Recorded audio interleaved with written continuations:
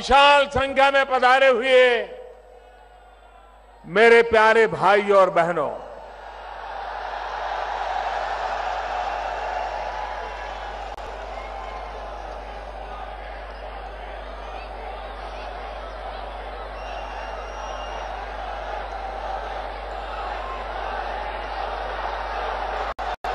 का भी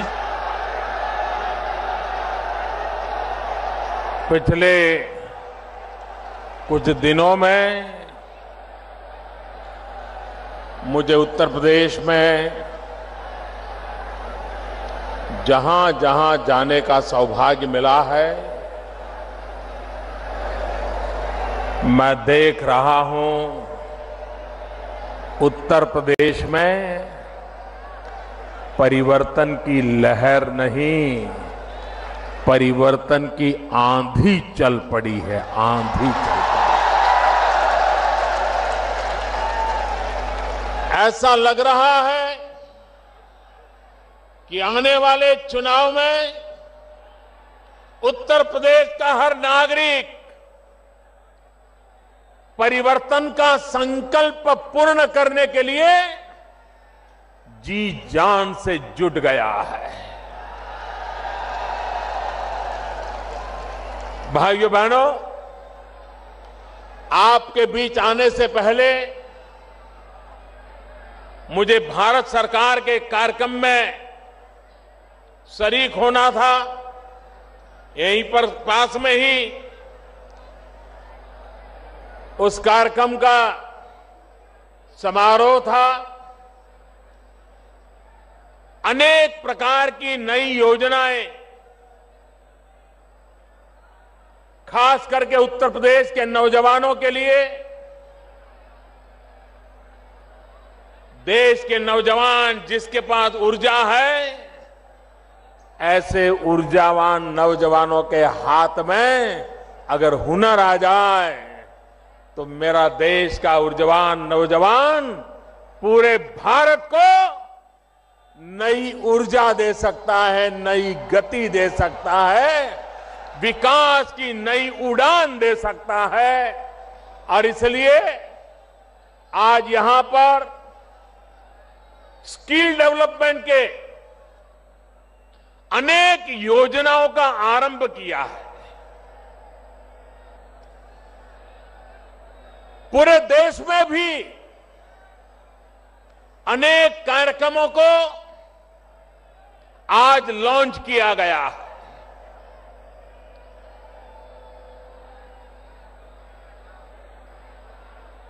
देश और दुनिया में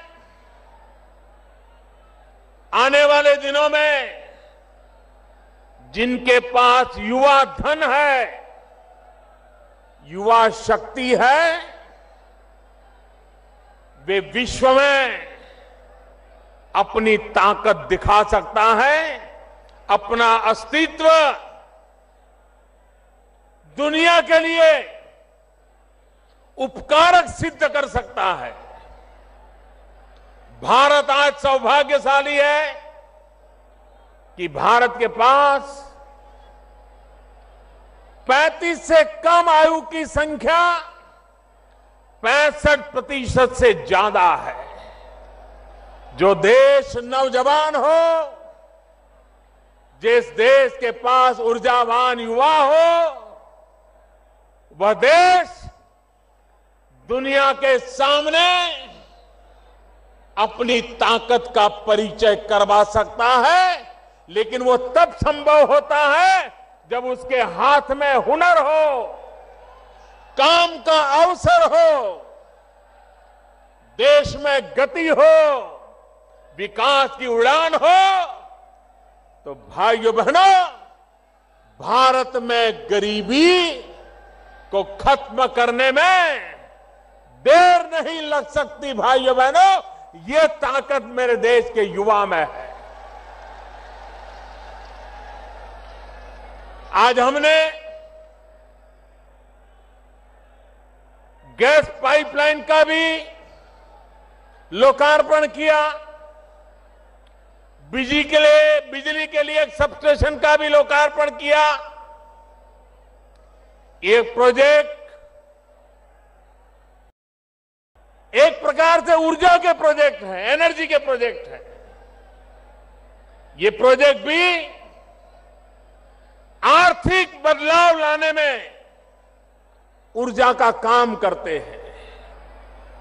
भाइयों बहनों, आपने देखा होगा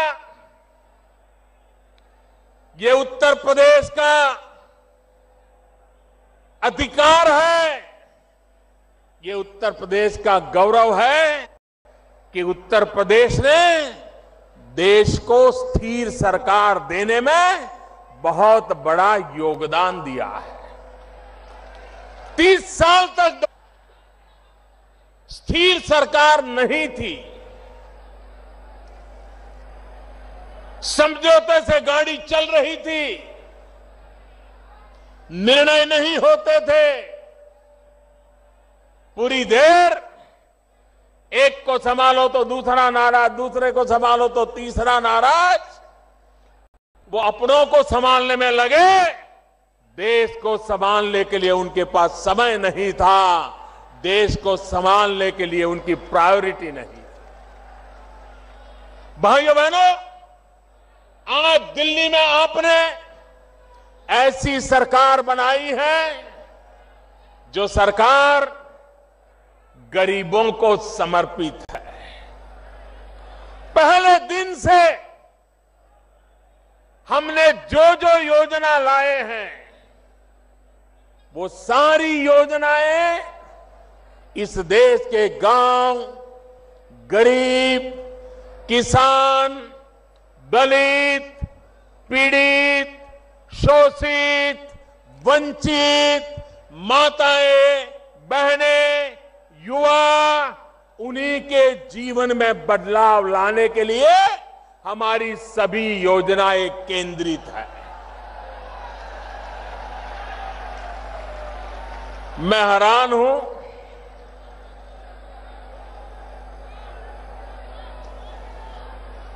एक तरफ हम देश को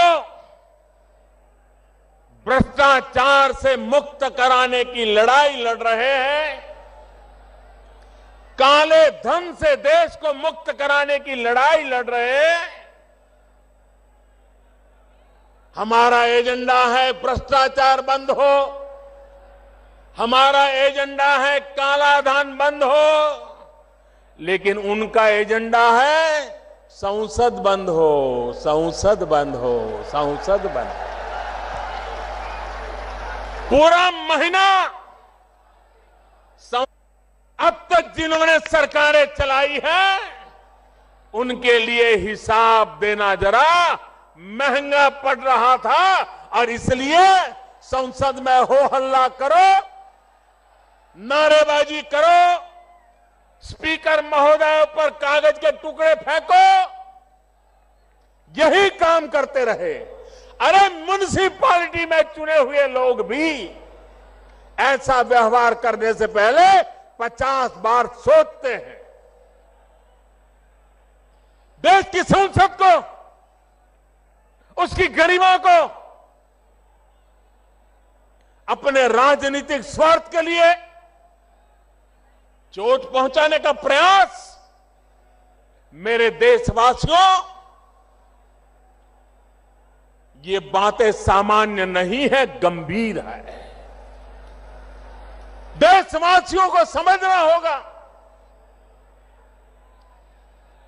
संसद पहले भी रुकती थी, संसद में पहले भी रुकावटें आती थी, लेकिन तब रुकावटें आती थी क्योंकि विरोधी दल मिलकर के बेईमानों के खिलाफ लड़ाई लड़ना चाहते थे, घोटालों को उजागर करना चाहते थे, घोटालेबाजों को सजा मिले इसकी मांग कर रहे थे, और इसलिए कभी कभी संसद में व्यवधान आते थे।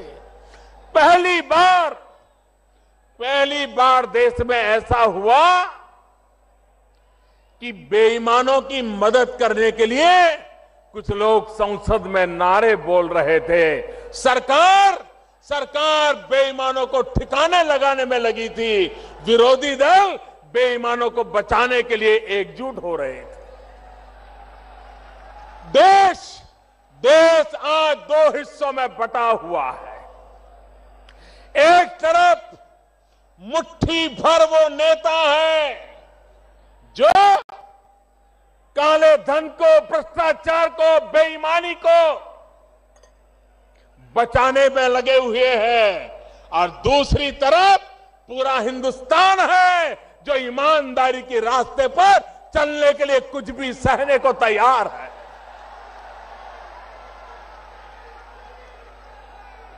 भाइयों बहनों,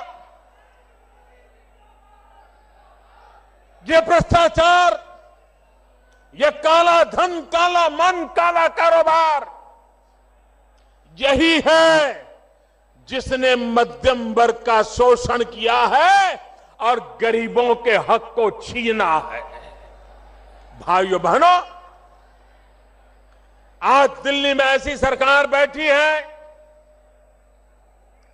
जो गरीबों को हक दिलाना चाहती है, जो मध्यम वर्ग को शोषण से मुक्त कराना चाहती है, जो देश में ईमानदारी के रास्ते पर आगे बढ़ना चाहती है, और देशवासी जिस ईमानदारी के लिए पहचाने जाते हैं उसको लेकर के एक नई ताकत खड़ी करना चाहती है।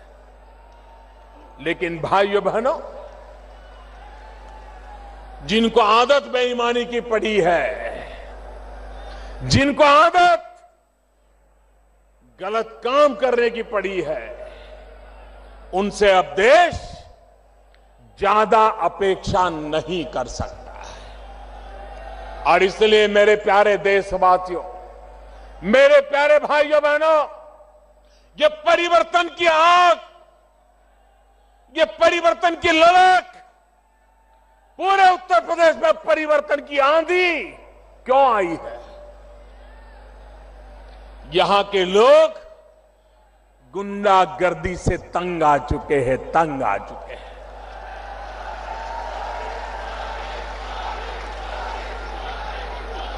हर कोई गुंडागर्दी कर रहा है। सरकार में बैठे लोग गुंडागर्दी करने वालों को सह दे रहे हैं। भाइयों, तो सामान्य मानवी जाएगा कहां?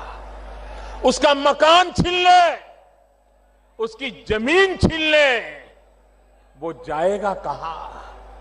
भाइयों बहनों, जब तक लखनऊ में सरकार नहीं बदलोगे, ये गुंडागिर्दी करने वाले ठिकाने नहीं लगने वाले।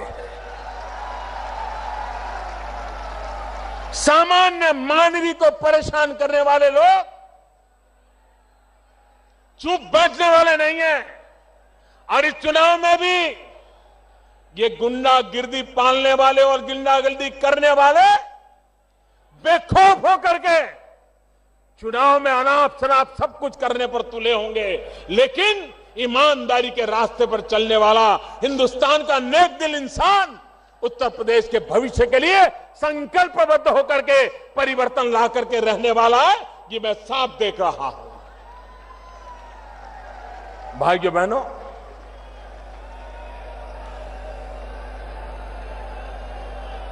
मैं आज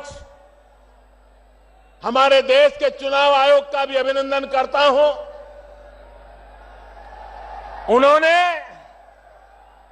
देश के राजनीतिक दलों को भी काले धन से मुक्ति के लिए आह्वान किया है।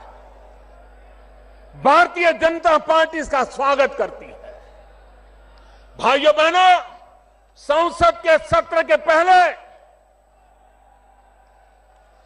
ऑल पार्टी मीटिंग में सभी राजनीतिक दलों के सभी वरिष्ठ नेताओं के बीच में मैंने उनके सामने आग्रह से कहा था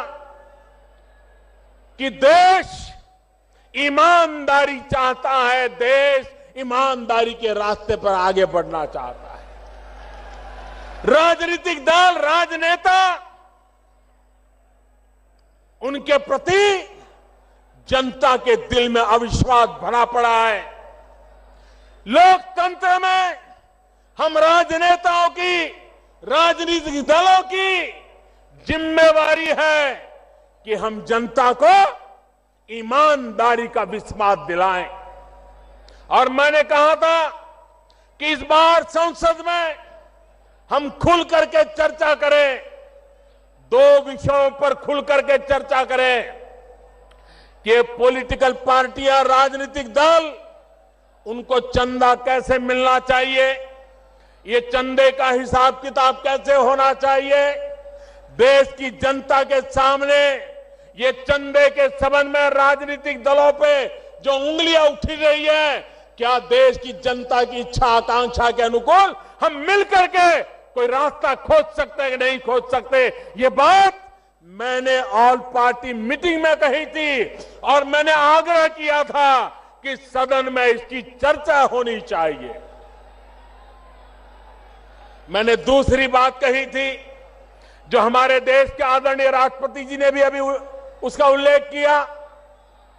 आदरणीय प्रणब मुखर्जी जी ने कहा कि हमारे देश में लोकसभा और विधानसभाओं के चुनाव अलग अलग होते हैं, उसके कारण देश पर बहुत बड़ा बोझ पड़ता है, काले धन के कारोबार को अवसर मिल जाता है। क्यों न देश में लोकसभा और विधानसभाओं के चुनाव साथ साथ कराने का वातावरण क्यों न बनाया जाए, व्यवस्था क्यों न खड़ी की जाए। आए दिन चुनावों के कारण गांव गांव में तनाव पैदा हो जाता है, सारी विकास की यात्रा रुक जाती है। अगर 5 साल में एक बार चुनाव हो, 5 साल सब सरकारें जो भी चुनकर आए वो काम करे। मैंने सभी पार्टियों को कहा था उस पर भी चर्चा होनी चाहिए, लेकिन सदन चलने नहीं दिया गया क्योंकि ये दोनों बातें ऐसी थी कि जिससे ये चर्चा में भाग लेना नहीं चाहते थे। भाइयों बहनों,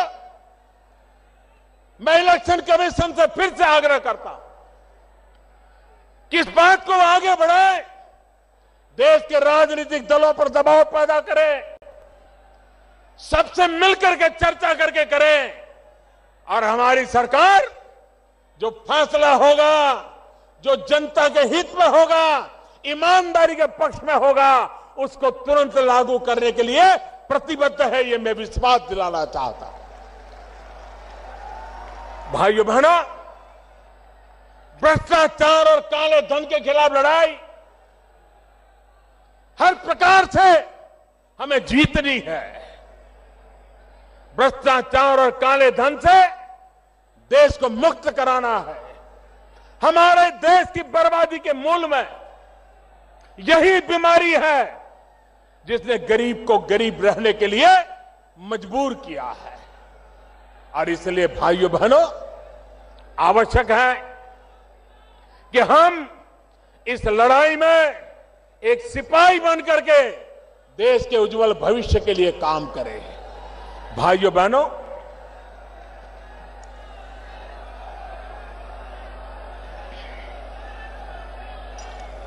आठ नवंबर को हमने नोटबंदी का निर्णय किया। आप जानते हैं कैसे कैसे लोगों के पसीने छूट गए हैं, जिन्होंने गरीबों का लूटा है। वे आज परेशानियां झेल रहे हैं, रास्ते खोज रहे हैं। गरीबों के घर जाकर के कतार लगा के खड़े हो गए थे कि मेरे पैसे हैं, कुछ तुम रख लो, बैंक में जमा कर दो ताकि मैं बच जाऊं। भाइयों बहनों, जब 1000 की नोट थी तो 100 की नोट को कोई पूछता नहीं था। अब 1000 और 500 की चली गई तो 100 वालों की ताकत बढ़ गई, ताकत बढ़ गई। दोस्तों, वो भी दिन थे जब बड़े बड़े लोगों की पूछ होती थी, छोटे लोगों को पूछता नहीं था। अब छोटी नोट भी पूछी जाती है, पूजी जाती है, छोटे लोग भी पूछे जाते हैं, पूजे जाते हैं। ये बदलाव आया है। भाइयों बहनों, कांग्रेस पार्टी 35 साल पहले जो कानून बनाया था पॉलिटिकल पार्टियों के हिसाब किताब के संबंध में, हमारी सरकार ने उसमें फुल स्टॉप कॉमा को भी हाथ नहीं लगाया है। और कल मैंने देखा कांग्रेस के नेता हमें बदनाम करने के लिए उछल पड़े थे। मैं जरा कांग्रेस वालों को याद कराना चाहता हूं, कांग्रेस पार्टी के लोग सीना तान करके मीडिया के सामने बोलते थे, बेशर्मी के साथ बोलते थे। जब सीताराम केसरी कांग्रेस पार्टी के कोषाध्यक्ष हुआ करते थे, परमानेंट कोषाध्यक्ष थे, और सीताराम केसरी कैसे कोषाध्यक्ष थे तो खुद कांग्रेस के लोग बोलते थे, न खाता न वही, जो केसरी कहे वो ही सही। न खाता न वही, केसरी कहे वो ही सही। ये तो उनके हिसाब किताब के तरीके थे। देश की जनता को कभी हिसाब न देना, भ्रष्टाचार पनपे तो पनप देना, खुद के फायदे में जो हो वो करते रहना। इसी का परिणाम है कि देश तबाह हो गया है। भाइयों बहनों, हम विकास की नई ऊंचाइयों पर देश को ले जाना चाहते हैं। आप मुझे बताइए, आजादी के 70 साल बाद उत्तर प्रदेश में इतनी सरकारें आके गई, इतने सारे प्रधानमंत्री बने उत्तर प्रदेश से, उसके बावजूद भी उत्तर प्रदेश में करीब 1500-1600 गांव ऐसे हैं जहां पर 21वीं सदी में भी बिजली का खंभा नहीं पहुंचा, बिजली का तार नहीं पहुंचा, बिजली का लट्टू नहीं लगा। क्यों भाई? मेरे उत्तर प्रदेश के उन 1500-1600 गांवों का क्या नौजवान कि उनको 18वीं शताब्दी में जीने के लिए मजबूर किया गया? क्या कारण है? भाइयों बहनों, मैंने लाल किले पर से आह्वान किया था पिछले वर्ष, और मैंने कहा था 1000 दिन में हिंदुस्तान के जो 18,000 गांव, जिसमें उत्तर प्रदेश के 1500-1600 गांव है, 1000 दिन में मैं बिजली पहुंचा दूंगा। भाइयों बहनों, आज बड़े संतोष के साथ मेरे उत्तर प्रदेश के भाइयों बहनों को मैं कहना चाहता हूं, जो 1500-1600 गांव थे उसमें अब 70-72 गांव बाकी रहे हैं। बाकी गांवों में बिजली पहुंच गई, लोगों ने बिजली घरों में लेना शुरू कर दिया। भाइयों बहनों, जो 70-72 गांव बाकी रहे हैं उसमें भी 50 गांव ऐसे हैं जहां कोई लोग ही नहीं रहते, सिर्फ कागज पर गांव का नाम बचा है। एक प्रकार से सिर्फ 20-22 गांव बाकी है जिसका काम तेजी से चल रहा है। अगर यहां की सरकार रुकावट न डाले तो वो काम भी बहुत तेज गति से पूरा कर देंगे। ये मैं हिसाब आपको दे रहा हूं। भाइयों बहनों, एक समय था गैस का कनेक्शन लेना हो, गैस सिलेंडर लेना हो तो कितने पापड़ बेलने पड़ते थे। ये माताएं बहनों ने तो कभी सोचा भी नहीं था, गरीब माँ बाप बहनों ने, कि कभी उनके घर में भी गैस का चूल्हा होगा, गैस का सिलेंडर होगा, और फटाक से खाना पका करके, खाना बच्चों को खिला करके रोजी रोटी कमाने के लिए जा पाएंगे। कभी सोचा तक नहीं था। हमने बीड़ा उठाया है। 3 साल के भीतर हिंदुस्तान के गरीब परिवारों में गैस का कनेक्शन देना, गैस का सिलेंडर पहुंचाना और लकड़ी के चूल्हे से सहज बर्बाद हो रही मां बहनों को बचाने का हमने बीड़ा उठाया है। और आज अकेले उत्तर प्रदेश में लाखों परिवारों में कोई भ्रष्टाचार की शिकायत नहीं है, कोई भाई भतीजेवाद की शिकायत नहीं है, कोई जातिवाद की शिकायत नहीं है। जिसका भी नाम गरीबी की रेखा के नीचे रिकॉर्ड पर लिखा है, 35 लाख से ज्यादा लोगों के घरों में गैस का कनेक्शन पहुंच गया, गैस का चूल्हा जलने लग गया, बच्चों को अच्छा खाना मिलना शुरू हो गया। भाइयों बहनों, अगर काम करना चाहे तो काम कैसे हो सकता है, इसका ये उदाहरण आप दे सकते हैं। भाइयों बहनों, ये उत्तर प्रदेश, कोई साल ऐसा नहीं जाता है जबकि गन्ना किसान परेशान न होता हो।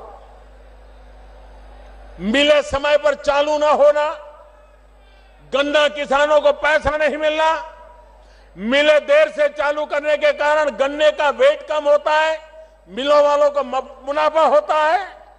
पहली बार भाइयों बहनों समय पर मिले चालू हुई है और गन्ना किसानों के 2013, 14, 15 में जो बकाया राशि 20-22 हजार करोड़ थी, उसको भुगतान करने में हमारी सरकार ने सफलता पाई है। भाइयों बहनों, यह काम होता है और इसलिए हम देश के किसान को भी ताकत देना चाहते हैं। सॉइल हेल्थ कार्ड, यूरिया का निम कोटिंग, आप जानते हैं यूरिया का क्या उपयोग होता था।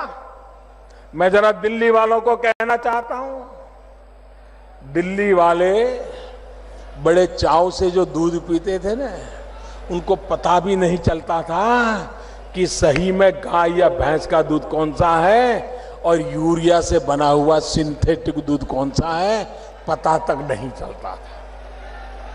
यूरिया का उपयोग खेत में किसानों को मिलने के बजाय देश को बर्बाद करने पर तुले हुए मुट्ठी भर लोग उसमें से सिंथेटिक दूध बना करके दिल्ली के लोगों तक पहुंचा देते थे।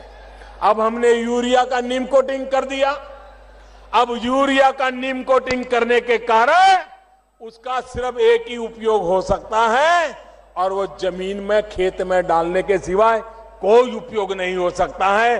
बताइए मेरे भाइयों बहनों, करोड़ों करोड़ों बच्चों की जिंदगी हमने बचाई कि नहीं बचाई? बताइए मेरे भाइयों बहनों, करोड़ों करोड़ों बच्चों की जिंदगी बचाई कि नहीं बचाई? एक निर्णय, नीम कोटिंग, यूरिया का नीम कोटिंग सिंथेटिक दूध बनाने वालों के धंधों पर चोट पहुंचा दी और देश के करोड़ों बच्चे जिनको इस प्रकार का यूरिया से बना हुआ दूध पिलाने के लिए मजबूर किया जाता था, उन बच्चों की जिंदगी बचाने का काम एक निर्णय से हमने कर लिया है। भाइयों, ये नोटबंदी भी ऐसी है, एक निर्णय से अच्छों का खेल खत्म हो चुका है। कुछ लोगों को लगता था कि बैंक में पैसे डाल दिए तो सफेद हो जाएंगे। ये गलती कर गए, उनको पता नहीं था ये सरकार ईमानदारी की सरकार है, ईमानदारी के लिए सरकार है, ईमानदारों के कारण ये सरकार है। और इसलिए जो सरकार ईमानदारों के कारण हो, जो सरकार ईमानदारी के लिए हो, जो सरकार ईमानदारों के लिए हो, उस सरकार को कम मता किए फंस गए। उनको लग रहा था अब हमने टेक्नोलॉजी से ढूंढ रहे हैं कहां से रुपया आया, कब आया, वो आया था वो कौन था, सीसीटीवी कैमरा में देखा जा रहा है। और आपने देखा होगा दमादम रुपये पकड़े जा रहे हैं कि नहीं पकड़े जा रहे हैं। पहले कभी ये दृश्य देखा था? पहले कभी देखा था ये लूटने वालों पर हाथ लगाने की किसी की ताकत थी? भाइयों बहनों, आज हिंदुस्तान के हर कोने में जिन्होंने देश के गरीबों के साथ खिलवाड़ किया है, उनका हिसाब मैं चुकता कर रहा हूं। भाइयों, मैं जानता हूं मैं जानता हूं इनकी ताकत कितनी है। जो लोग इतनी ताकत रखते हैं, बैंक के अफसरों को भी खरीद सकते हैं। भाइयों बहनों, वो कुछ भी कर सकते हैं, लेकिन मेरे देशवासियों, ये लड़ाई देश के ईमानदारों की लड़ाई है, देश के गरीबों की लड़ाई है, और ये सरकार ये लड़ाई जीत करके रहने वाली है, क्योंकि देश ईमानदारी की लड़ाई जीतना चाहता है। मेरे भाइयों बहनों, ये बात मैं भली भांति जानता हूं। इतना बड़ा देश, इतनी बड़ी जनसंख्या, इतना बड़ा कारोबार नोटों का और इतना बड़ा निर्णय, लोगों को क्या कुछ सहना पड़ा है, इसका मुझे पूरा अंदाज है। मेरे देशवासियों ने ये जो कुछ भी सहा है, देश के उज्जवल भविष्य के लिए सहा है। मेरे देशवासियों ने 8 नवंबर से आज तक भांति भांति के कष्ट झेले हैं, लेकिन मेरे देशवासियों, आपने जो कष्ट झेला है वो अपने स्वार्थ के लिए नहीं झेला है, देश के स्वार्थ के लिए झेला है, देश की भलाई के लिए झेला है। और इसलिए भाइयों बहनों, आपको कभी निराश होने का अवसर नहीं आएगा, क्योंकि इसके साथ ईमानदारी है, पवित्रता है, प्रामाणिकता है। भाइयों बहनों, मैंने पहले दिन से कहा है कि 50 दिन तक एक कठिनाई, भांति भांति की कठिनाइयां आती रहेगी। कभी कम दिखती होगी, कभी बढ़ती दिखती होगी।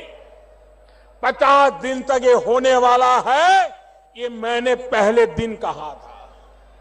और 50 दिन के बाद ये कठिनाइयां बढ़ना बंद कर देगी, बढ़ नहीं पाएगी, कठिनाइयां कम होने की शुरुआत हो जाएगी। ये मैंने पहले दिन कहा था, आज दोबारा कह रहा हूं। भाइयों बहनों, जो लोग एटीएम के ऊपर कतार लगा के खड़े रहते हैं, जो लोग बैंक में पैसे लेने जाते हैं, मैं जरा हमारे विरोधियों से कुछ सवाल पूछना चाहता हूं। एक तरफ वो कहते हैं कि लोगों का बैंक में खाता ही नहीं है, खाता ही नहीं है। दूसरी तरफ कहते हैं कि लोग बैंक में पैसे लेने, गरीब आदमी जाता है, उसको पैसा नहीं मिलता है। भाई एक चीज तो सच बताओ, एक तरफ कहते हो गरीब का खाता नहीं, दूसरी तरफ कहते हो गरीब पैसे लेने जाता है, मिलता नहीं। जनता को गुमराह करने के लिए झूठ क्यों बोलते हो? ये लोग, जब मैं कहता हूं digital, online, less cash, need based cash, भाइयों बहनों, एक जमाना था बड़ा चांदी का रुपया होता था तभी बाजार में चलता था। बदलते बदलते बदलते कागज की नोट तक रुपया आ गया। भाइयों बहनों, अब तो वक्त वो आया है कि हाथ लगाए बिना भी मोबाइल फोन से रुपयों का कारोबार किया जा सकता है। आपकी मोबाइल फोन ही आपकी बैंक बन जाती है। चाय पी करके मोबाइल फोन से पैसे दिए जा सकते हैं, चाय पीने वाले से मोबाइल से पैसा लिया जा सकता है, नोटों के बिना किया जा सकता है। जब मैं ये बताता हूं तो ये लोग क्या कहते हैं, कर इस देश में कहां लोगों के पास मोबाइल फोन है, इस देश में कहां ये है। यही लोग हर चुनाव में ये भाषण देते थे कि राजीव गांधी प्रधानमंत्री थे, वो हिंदुस्तान में कंप्यूटर युग लाए। राजीव गांधी प्रधानमंत्री थे, इस देश में मोबाइल फोन लाए। राजीव गांधी प्रधानमंत्री थे, इस देश के गरीबों के हाथ में उन्होंने मोबाइल फोन दे करके एम्पावरमेंट किया। यही भाषण ये लोग करते थे। लेकिन अब जब मैं कह रहा हूं कि मोबाइल फोन को बैंक बना दो, तो कहते हैं मोबाइल फोन है ही कहां, गरीब के पास मोबाइल है कहां। इतना झूठ बोलते हो आप लोग। यही लोग ढोल पीटते थे कि राजीव गांधी ने मोबाइल फोन दिया। अब मैं कहता हूं मोबाइल फोन का बैंक मिलेगा, तो कहते हैं मोबाइल फोन है ही नहीं। आप इनको पहचानो कितना झूठ बोलते हैं। ये लोग गुमराह कैसे करते हैं, लोगों को भड़काने का काम कैसे करते हैं। भाइयों बहनों, ये सरल कारोबार है और भारत सरकार ने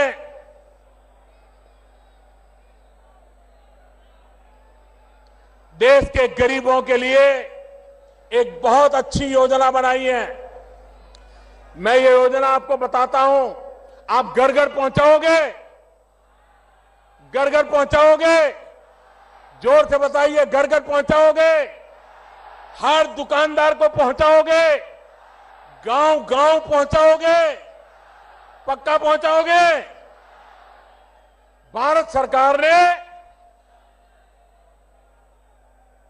ये ऑनलाइन पेमेंट के लिए, ई वॉलेट के लिए, डिजिटल करेंसी के लिए, मोबाइल बैंक के लिए एक बहुत बड़ी योजना बनाई है।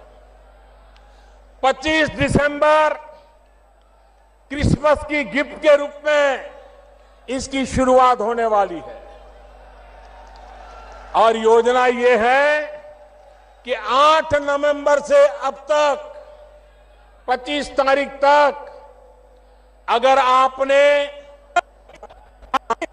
अपने डेबिट कार्ड से, क्रेडिट कार्ड से कोई खरीदी की होगी, आपने मोबाइल फोन के वॉलेट से कोई खरीदी की होगी, तो उसका एक विशिष्ट नंबर जनरेट होता है।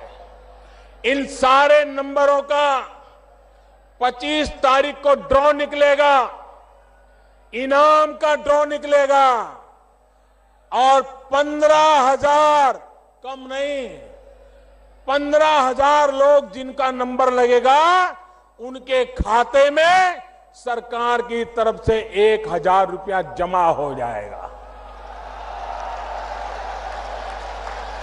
ये काम हर दिन होने वाला है, एक दिन नहीं, हर दिन होने वाला है, 100 दिन तक चलने वाला है। मतलब कि हर दिन नए 15,000 लोग, जिसको एक बार मिल जाएगा उसको दोबारा नहीं मिलेगा। हर दिन 15,000 लोगों को 1,000 रुपया उनके खाते में जाएगा। 100 दिन में 15 लाख परिवारों में 1,000 रुपया पहुंच जाएगा। दूसरा, 7 दिन के बाद 30 दिसंबर को एक बड़ा ड्रॉ होगा, जिसमें लाखों रुपया के इनाम दिए जाएंगे। और 3 महीने के बाद 14 अप्रैल डॉक्टर बाबा साहब आंबेडकर की जन्म जयंती पर एक बम्पर ड्रॉ होगा और 8 नवंबर से लेकर के 14 अप्रैल तक जिसने भी इस प्रकार से कारोबार में खरीद बिक्री की होगी उनको करोड़ों करोड़ों रुपयों का इनाम दिया जाएगा। भाई, ये तो हो गया ग्राहक के लिए, लेकिन दुकानदार के लिए भी इनाम है। जो दुकानदार ये मोबाइल फोन से माल बेचता है, डेबिट कार्ड, क्रेडिट कार्ड से माल बेचता है, उसका भी अलग नंबर निकलेगा और उसका भी ड्रॉ होगा और हर सप्ताह उसको हजारों रुपयों के इनाम दिए जाएंगे। ये हर सप्ताह होता रहेगा। व्यापारियों को भी इनाम मिलेगा, ग्राहक को भी इनाम मिलेगा। लेकिन ये इनाम बड़े लोगों के लिए नहीं है, ये इनाम छोटे लोगों के लिए है। जो 50 रुपये से ज्यादा खरीद करता है और जो 3,000 रुपये से कम खरीदता है, उसी को इसका लाभ मिलेगा। 3,000 से ज्यादा खर्च करने वाले को इनाम की जरूरत नहीं होती है। ये गरीब के लिए है, गरीब के लिए। उसी प्रकार से दुकानदार जिसका साल भर का कारोबार 2 करोड़ रुपए से कम है, उस दुकानदार को ही इनाम मिलेगा। बड़े बड़े अरबों खरबों रुपयों के दुकानदारों को इसका लाभ नहीं मिलेगा। छोटे छोटे लोग, धोबी होगा, मोची होगा, दर्जी होगा, दूध बेचने वाला होगा, चाय बेचने वाला होगा, कपड़े बेचने वाला होगा, किराने बेचने वाला होगा, बिस्किट बेचने वाला होगा, छोटे छोटे लोग, ऐसे छोटे छोटे दुकानदारों को ये इनाम मिलने वाला है।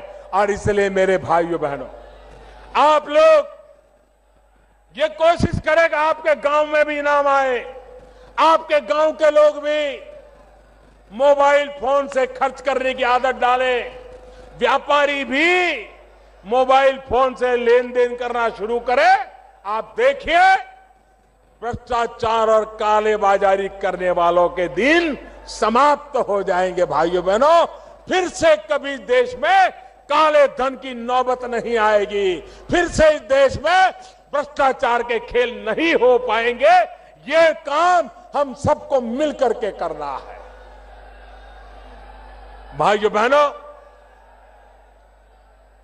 मैं आज इस कानपुर की धरती से देशवासियों को हृदय से अभिनंदन करना चाहता हूं। ये लड़ाई जीत हम इसलिए रहे हैं क्योंकि देश के करोड़ों करोड़ लोगों ने आशीर्वाद दिए हैं। ईमानदारी की लड़ाई आगे इसलिए बढ़ रही है कि करोड़ों करोड़ों गरीब देशवासियों ने, मध्यम वर्गीय लोगों ने, ईमानदार लोगों ने देश के लिए कष्ट झेला है।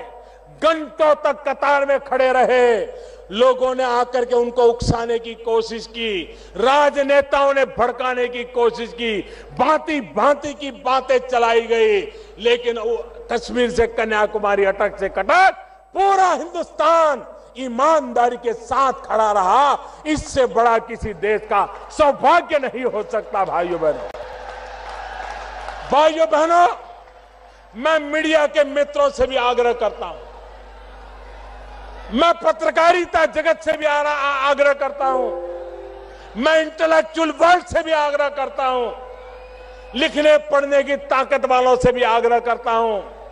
आप दुनिया को बताओ, आप दुनिया को बताओ, ये 125 करोड़ का देश, कई लोग ऐसे हैं जिनको स्कूल कॉलेज जाने का सौभाग्य नहीं मिला है, अशिक्षा है, गरीबी है, उसके बावजूद भी 125 करोड़ का देश ईमानदारी की लड़ाई के लिए, कष्ट झेलने के लिए तैयार हुआ है। ये दुनिया के लिए बहुत बड़ी खबर है, बहुत बड़ा अजूबा है। दुनिया में कहीं ये संभव नहीं हो सकता जो मेरे देशवासियों ने करके दिखाया है। उनके जितने गीत गाए उतना कम है, उनके जितने गुणगान करे उतना कम है। दुनिया को भारत की ताकत का परिचय कराए उतना कम है। और इसलिए मैं बुद्धिजीवियों से कहना चाहता हूं कि भारत के गरीब ने, भारत के अनपढ़ व्यक्ति ने, भारत के ईमानदार व्यक्ति ने जो ताकत दिखाई है, उससे जरा दुनिया को परिचय करवाइए। ये मेरे देश की ताकत है, इसी ताकत से देश आगे बढ़ने वाला है। भाइयों बहनों, जब अच्छा करते हैं तो तप करना पड़ता है, तपस्या करनी पड़ती है और तप झेलना भी पड़ता है। मेरे देशवासियों ने अद्भुत कमाल की है भाइयों, अद्भुत कमाल की है। इतिहास इस घटना को इसलिए याद नहीं करेगा कि कौन प्रधानमंत्री था और किसने निर्णय किया था। इतिहास इस घटना को इस रूप में देखेगा कि 125 करोड़ का देश ईमानदारी के लिए कैसे खड़ा हो गया था। यह इतिहास दर्जित करने वाला है। इस लड़ाई का विजय किसी प्रधानमंत्री का नहीं है, इस लड़ाई का विजय किसी दल का नहीं है, इस लड़ाई का विजय किसी सरकार का नहीं है। ये लड़ाई का विजय ईमानदार देशवासियों का विजय है, ईमानदारी का विजय है। ईमानदारी पर देश को आगे ले जाने की लड़ाई का विजय है। और इसलिए मेरे प्यारे भाइयों बहनों, आपने जो आशीर्वाद दिया है, आपने जो आशीर्वाद दिया है, इसको मैं शत शत नमन करता हूं। मुझे फिर एक बार भाइयों बहनों, मुझे बताइए, हाथ ऊपर करके बताइए, ईमानदारी की लड़ाई लड़नी चाहिए कि नहीं लड़नी चाहिए? बेईमानी खत्म होनी चाहिए कि नहीं होनी चाहिए? भ्रष्टाचार जाना चाहिए कि नहीं जाना चाहिए? काला धन मिटना चाहिए कि नहीं मिटना चाहिए? काला धन के कुबेरों को सजा होनी चाहिए कि नहीं होनी चाहिए? देश का शुद्धिकरण होना चाहिए कि नहीं होना चाहिए? आप मुझे दोनों हाथ ऊपर करके आशीर्वाद दीजिए, आप मुझे आशीर्वाद दीजिए। आप ही की ताकत के बदौलत, आप ही की ताकत के बदौलत ये देश जीतने वाला है, ये देश ईमानदारी के रास्ते पर चलने वाला है। भाइयों बहनों, आओ आओ हम मिल करके आगे बढ़े और जो सपना लेकर के निकले हैं उस सपने को पूरा करके रहे। बहुत बहुत धन्यवाद, बहुत बहुत धन्यवाद।